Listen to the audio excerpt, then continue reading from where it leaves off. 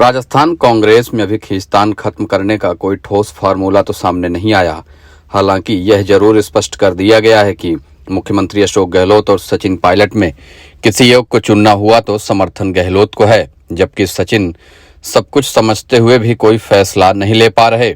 ऐसे में शनिवार को भरतपुर से अमित शाह ने सचिन पायलट और उनके समर्थकों को परोक्ष संदेश दे दिया है। शाह के अनुसार जमीन पर जनता के बीच ज्यादा काम होने के बावजूद कांग्रेस में उन्हें अशोक गहलोत से ज्यादा तवज्जो नहीं मिलने वाली है। यानी पायलट समय रहते बिना इंतजार करे राजनीति में खुद को साबित करें।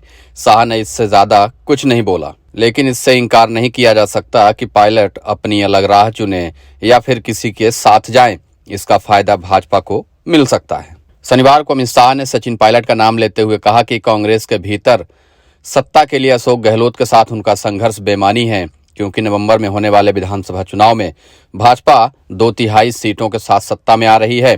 अमित शाह ने पायलट को यह भी बता दिया है कि कांग्रेस में रहकर केंद्रीय राजनीति में हाथ आजमाने के दिन भी अब लद गए हैं। गौरतलब है कि कांग्रेस में पायलट के घनिष्ठ सहयोगी रहे कई युवा नेता भाजपा में हैं। ज्योतिरादित्य सिंधिया केंद्र में मंत्री हैं, आरपीएन सिंह भी भाजपा के साथ आ चुके हैं, जितिन प्रसाद उत्तर प्रदेश में मंत्री हैं, असम में कांग्रेस का साथ छोड़कर भाजपा में आए हेमंता बिस्वा शर्मा मुख्यमंत्री हैं। शाह ने सीधे तौर पर तो पायलट को कोई आमंत्रण नहीं दिया, लेकिन इशारों में यह जरूर कह दिया है कि आप आइए हमारे साथ, हम आपका भविष्य सही करेंगे। वैसे भी राजस्थान भाजपा की स्थिति दूसरे राज्यों के मुकाबले कुछ अलग है, जहां कई वरिष्ठ व स्थापित नेता मौजूद हैं। लेकिन जानकारों का मानना है कि पायलट अगर अभी फैसला लेने से चूक गए तो उन्हें बहुत लंबा इंतजार करना पड़ सकता है। कम से कम अपने समर्थक वर्ग को जोड़े रखने के लिए उन्हें कोई राह चुननी होगी। अगर अलग रास्ता अपनाते हैं तो संघर्ष जारी रखना होगा। अगर भाजपा के साथ आते हैं तो तत्कालीन बड़ा पद मिलने की उम्मीद ज्यादा है। शायद यही कारण है कि शाह ने पायलट के विश्वास को कुरेद दिया है। प्रशंसा भी की कि वे अशोक गहलोत की तुलना में ज्यादा लोकप्रिय हैं और जमीन पर उनकी पकड़ भी गहलोत की तुलना में ज्यादा है। लेकिन भ्रष्टाचार की काली कमाई के कारण कांग्रेस के खजाने में अशोक गहलोत का योगदान ज्यादा है, जिसकी बराबरी वो नहीं कर सकते। ऐसे में कांग्रेस में अपनी क्षमता के अनुरूप पद पाना उनके लिए संभव नहीं है।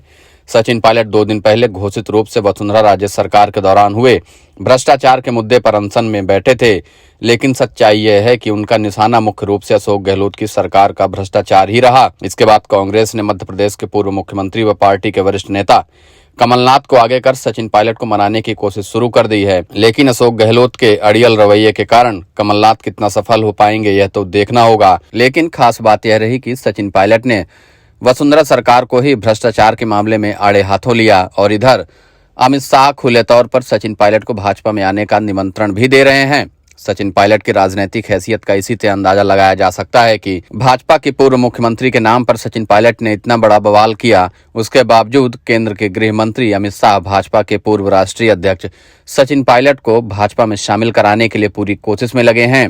इशारों में तो उन्होंने यह भी कह दिया कि अगर आप हमारे साथ आते हैं तो केंद्र में मंत्री पद आपके लिए खुला ऑफर है। यह भी हो सकता है कि सचिन पायलट अगर भाजपा में जाएं तो अपनी शर्तों के साथ राजस्थान में मुख्यमंत्री का पद भी मांग सकते हैं। लेकिन राजस्थान में भाजपा के अपने खुद इतने सारे नेता हैं कि मुख्यमंत्री बनना तो मुश्किल है, लेकिन केंद्र में मंत्री बनने का ऑफर तो अमित शाह ने भी दे दिया है।